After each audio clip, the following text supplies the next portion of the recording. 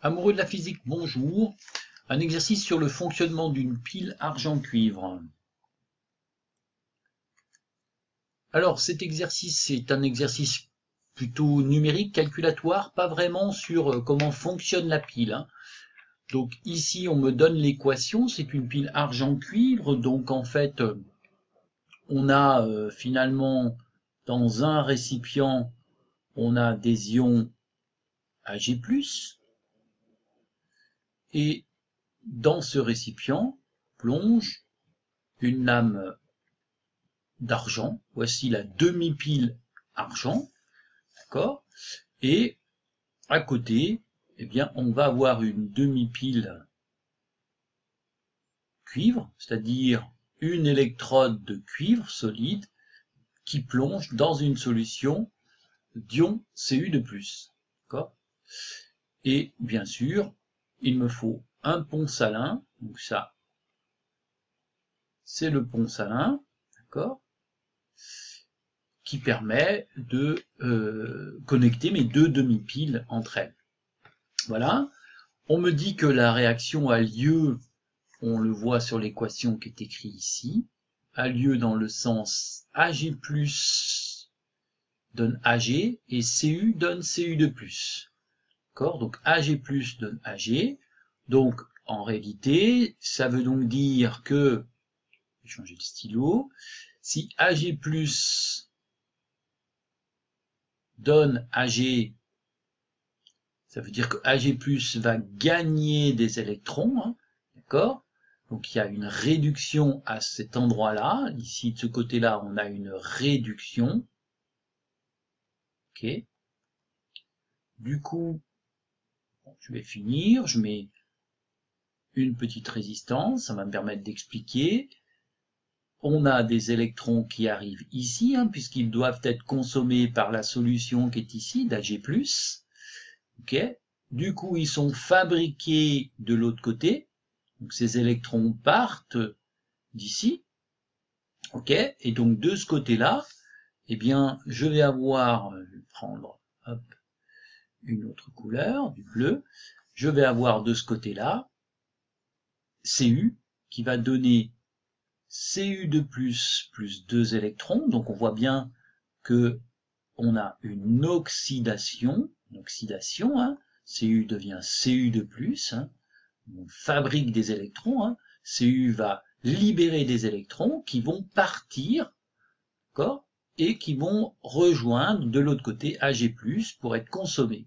Donc on a bien Ag+, plus des électrons d'un Ag du côté gauche, dans la demi-pile Ag, Ag+, qui sera la cathode, d'accord? Je vous rappelle, chose importante, la cathode a lieu là où se trouve la réduction, ça c'est toujours vrai, on a une réduction cathodique, et donc du côté de l'oxydation, on aura une anode.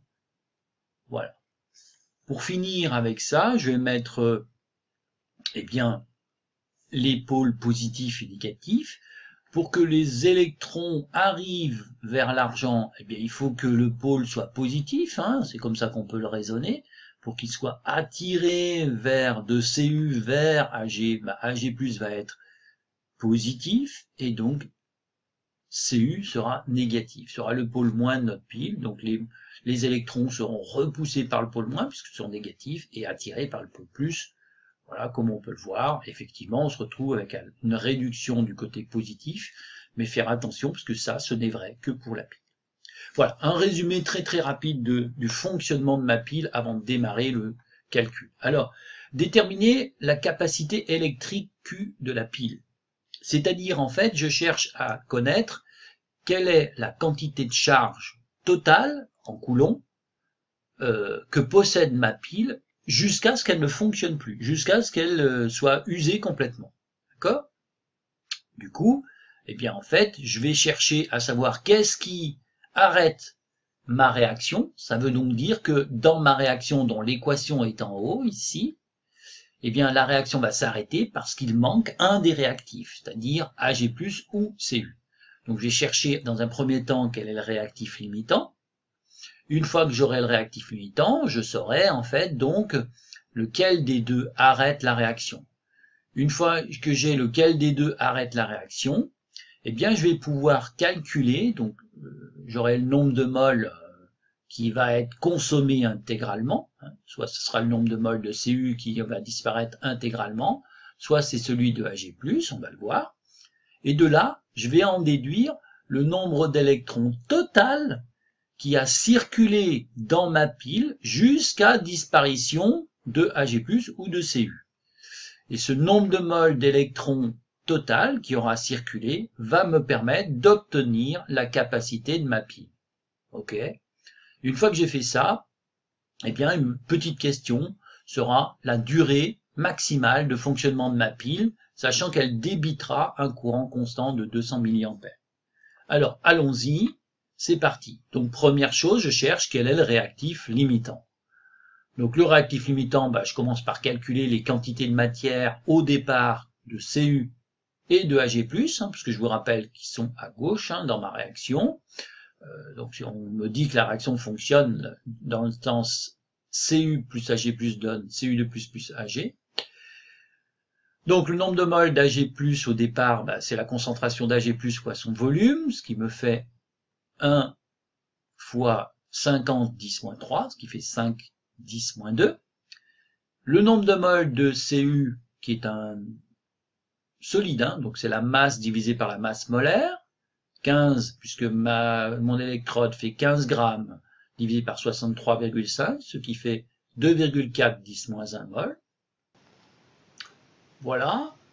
Donc ensuite, eh bien, grâce à un tableau d'avancement, je vais pouvoir calculer qui est le réactif limitant. Donc voici mon tableau d'avancement qui a été fait en lettres. Donc on a le nombre de moles initial d'Ag+, nombre de moles initial de Cu2+, et évidemment, du côté des produits, j'ai aussi le nombre de moles initial de Ag et le nombre de moles initial de Cu2+, parce qu'en fait, j'ai deux demi-piles et il y a la présence de mes deux électrodes et des deux solutions. D'accord ?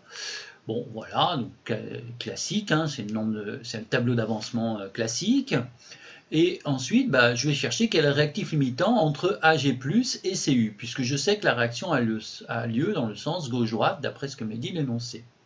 Donc, si Ag+ est réactif limitant, ça me fait que Ni de Ag+ moins 2Xmax égale 0. D'accord ? Donc, ça fait Xmax égale Ni sur 2, ce qui me fait 2,5 10-2. Voilà ce que vaut Xmax si c'est Ag+ qui est réactif limitant. Je fais la même chose avec l'autre. Si c'est Cu qui arrête la réaction, ça veut dire si la réaction s'arrête parce que j'ai mon électrode de cuivre qui a disparu, ce qui est généralement très peu probable, mais bon, voilà, ça me donne que le Xmax vaut Ni de Cu, ce qui fait 2,4 10-1. Vous voyez bien que ce nombre-là est plus grand que ce nombre-là, donc Xmax où il y a Cu est plus petit que Xmax où il y a Ag+. Donc, en fait, c'est Ag+ qui arrête la réaction, qui est le réactif limitant, et on obtient que Xmax vaut 2,5 10-2. Voilà. Donc la pile sera usée quand le réactif limitant sera entièrement consommé, c'est-à-dire la pile s'arrêtera quand il n'y aura pas, dans ce cas-là, plus de Ag+. Quand il n'y a plus d'Ag+ dans mon récipient, voilà ce qu'on vient de découvrir, la réaction va s'arrêter, donc la pile sera usée. Ok ? Voilà. Donc je connais maintenant Ag+, je connais je connais Xmax, je connais le réactif limitant.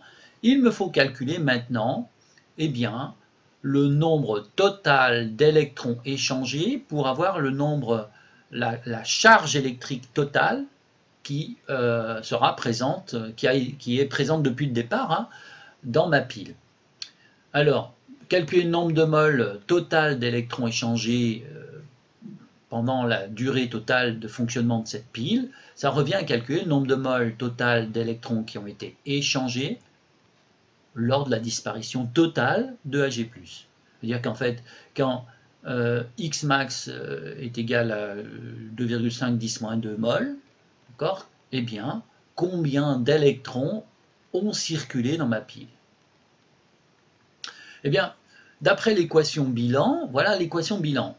Donc je vois que AG+ est à gauche et AG à droite. Donc ça veut dire que la demi-équation électronique du couple AG plus AG, eh bien c'est écrit AG+ plus 1 électron donne AG. C'est dans le sens de la réduction.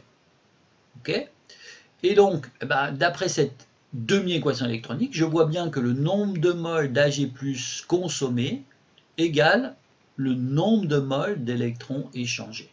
Et du coup, j'ai accès au nombre de moles d'électrons échangés. Alors, remarquez que j'ai pris cette demi-équation tout de suite. Pourquoi j'ai pris cette demi-équation? Parce qu'en fait, je connais le nombre de moles d'Ag+, hein, qui a été consommé, hein, puisque c'est lui qui a disparu. C'est lui le réactif limitant. Si ça avait été Cu, eh bien j'aurais pris la deuxième demi-équation, c'est-à-dire Cu donne Cu2+, plus 2 électrons. Donc, voilà, le nombre de moles d'électrons échangés, c'est égal au nombre de moles initial d'Ag+, hein, puisqu'en fait la réaction va jusqu'au bout, hein, la pile va jusqu'à la consommation totale d'Ag+, et on vient de voir dans le tableau d'avancement que c'est aussi égal à 2x max. Bon, donc, en fait, j'ai accès au nombre de moles d'électrons échangés. D'après mon cours, la charge, la capacité totale de ma pile, c'est le nombre de moles d'électrons échangés fois le Faraday. D'accord? Faraday, c'est-à-dire la quantité de charge pour une mole, hein, le nombre de coulombs par mole. Donc pour une mole d'électrons échangés, combien ça fait de coulombs? C'est donné 96 480 coulombs. Et donc, moi, ça me donne du coup la capacité totale de ma pile, c'est 2x max fois F. Voilà. Voilà, 2x max c'est le nombre total d'électrons qui a circulé dans ma pile, qui peut circuler dans ma pile jusqu'à ce qu'elle soit usée. Je n'ai plus qu'à remplacer. Hein. On a dit que x max valait 2,5 10-2, ce qui fait 2 fois 2,5 10-2 fois 96 500, ce qui fait 4,8 10 puissance 3 coulombs. Alors, souvent, la capacité d'une pile, on n'utilise pas trop le coulomb, qui est l'unité du système international, mais plutôt l'ampère-heure. Donc, c'est ce que j'ai fait ici. Je divise par 3600, puisqu'en fait, 1 ampère-heure égale 3600 coulombs. Donc, je divise 4,8 10 puissance 3 coulombs par 3600. Ça me donne 1,3 ampère-heure. Voilà la capacité maximale, hein, totale de ma pile argent-cuivre. Deuxième petite question qui est ultra rapide. Si cette pile délivre un courant de 200 mA de fonctionnement, quelle va être la durée totale de fonctionnement de cette pile? Eh bien, on sait que la charge est égale à I fois delta T, hein, ce qui revient à dire que I est un débit d'électrons, hein, c'est-à-dire à Q sur delta T. Donc, je cherche delta T, moi, hein, c'est égal à, je connais la capacité totale de ma pile, Q, que je viens de trouver, et je sais que le courant qui va circuler, c'est tout le temps 200 mA. Je remplace, je l'ai mis ici en coulombs divisé par des ampères, ce qui me fait un résultat en secondes, d'accord, pour être dans le système international. Je divise par 3600 et ça me fait 6,7 heures. J'aurais très bien pu prendre la valeur en ampères-heure que j'avais tout à l'heure et diviser par des ampères. J'aurais obtenu les heures directement. Ok, c'était faisable aussi. Voilà un exercice calculatoire assez complet. J'espère que cet exercice vous aura un peu fait comprendre comment on fait du point de vue numérique sur les piles. Moi, je vous dis à bientôt et au revoir.